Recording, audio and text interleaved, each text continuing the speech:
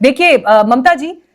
सेना का ऑपरेशन था, वो ऑपरेशन हुआ, अपने तरह से अंजाम दिया गया, देश को उसकी जानकारी भी हुई और अब हम उससे आगे बढ़ चुके हैं। लेकिन हर जगह जहां पीएम जा रहे हैं, इनफैक्ट गुजरात में आज के दिन में अगर उनकी 3 जनसभाएं होती हैं तो वो तीनों जनसभाओं में लगभग एक बात आगे कम्युनिकेट करते हैं।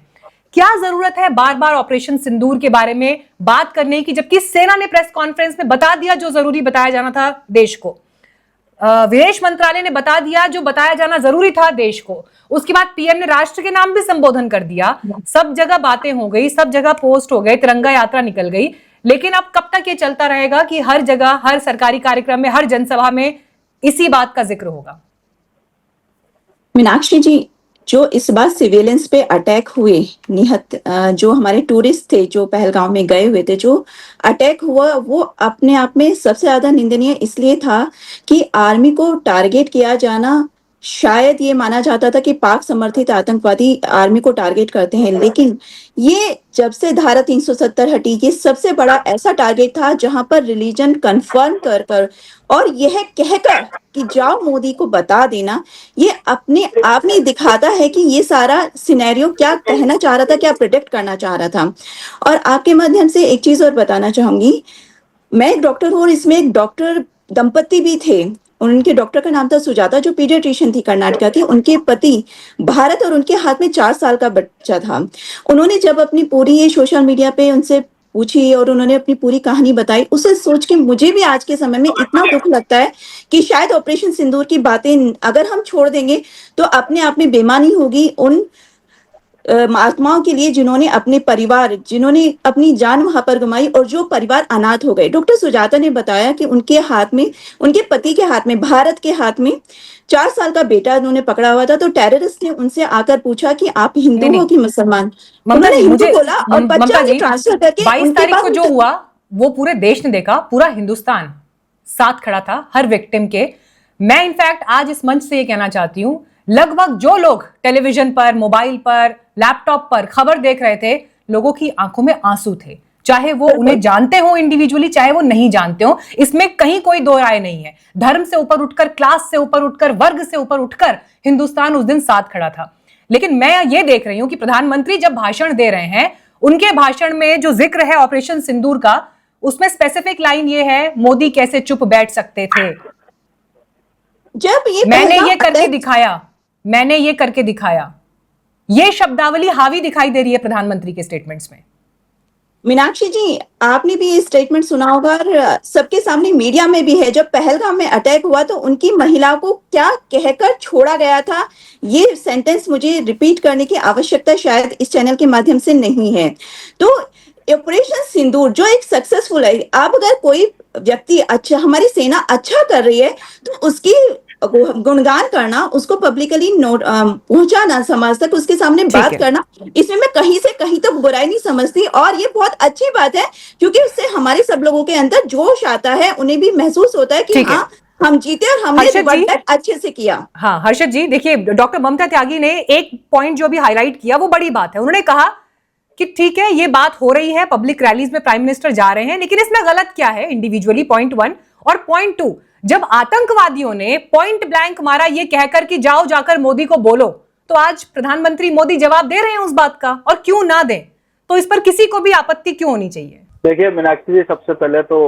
मैं आपको बहुत बहुत धन्यवाद करना चाहता हूँ। बड़ी खुशी हुई, पहली बार आपके चैनल से जुड़ा हूँ और बड़ी खुशी हुई ये देखकर कि आज भी ऐसे पत्रकार हैं जो सत्ता से सवाल कर सकते हैं, और आपको इसके लिए साधुवाद। देखिए मैं आता हूं जो आपके सवाल पर। आप ये कह रही हैं कि भाजपा प्रवक्ता ने कहा कि चूंकि आतंकवादियों ने कहा था कि जाओ जाके मोदी को बता देना,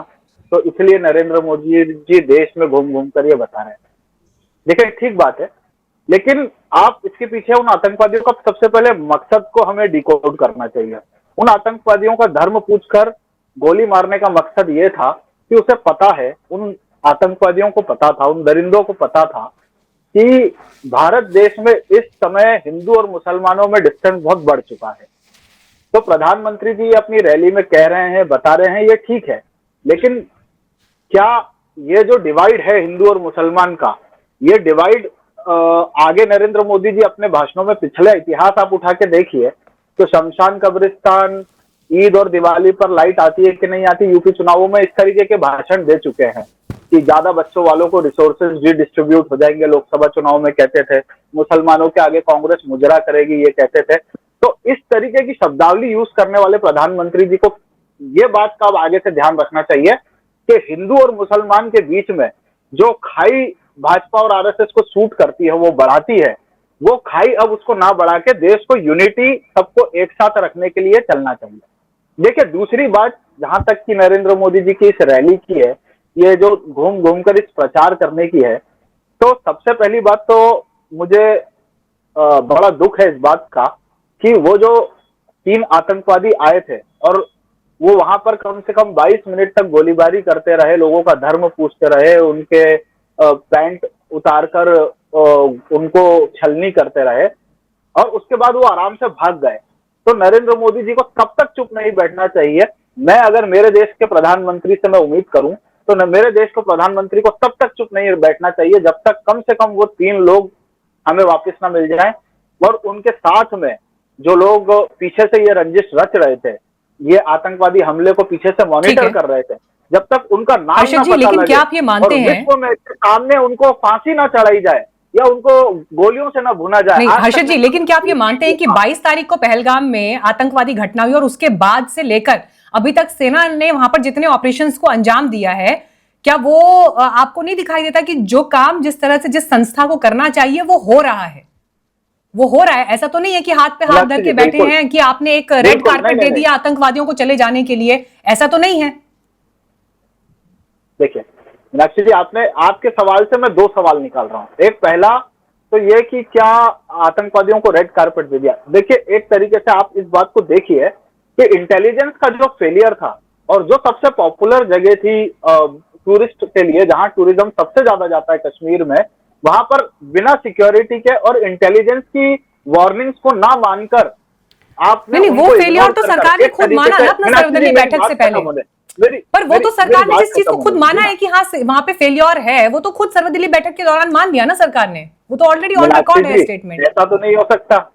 ऐसा तो नहीं हो सकता कि सवाल भी आप पूछे और जवाब भी आप ही दें। जवाब मुझे देने दीजिए। देखिए मैं अभी आप कह रहे थे कि मैं आपकी बात से 2 सवाल निकाल रहा हूँ, फिर अब आप कह रहे हो कि सवाल ही मत पूछने दीजिए, जवाब भी मत दे दीजिए। लेकिन ठीक है, संक्षेप में पूरी करिए, बाकी 2 वक्ता भी हैं, मुझे उनके पास भी जाना है। संक्षेप में पूरी करिए। मैं ये कह रहा हूँ कि देखिए उसके बाद जो आर्मी ने किया, उसके बाद तो कांग्रेस पार्टी ने भी आर्मी की तारीफ करी और मैं कांग्रेस का अधिकृत प्रवक्ता आपके चैनल पे बोल रहा हूँ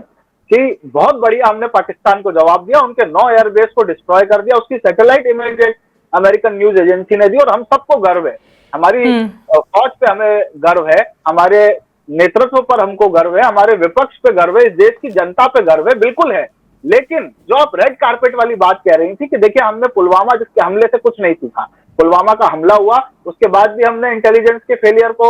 इग्नोर किया, इंटेलिजेंस की बात को इग्नोर किया और उसके बाद भी हमने वहां सिक्योरिटी नहीं बढ़ाई, ये तो हमारा फेलियर और इस पे सवाल पूछे जाने चाहिए। और वो 3 आतंकवादी और वो 3 दरिंदे वो कहाँ हैं और तुलसीदास गोइटे जी, हाँ, उनको गोली मार के हमारे सामने पेश किया जाएगा।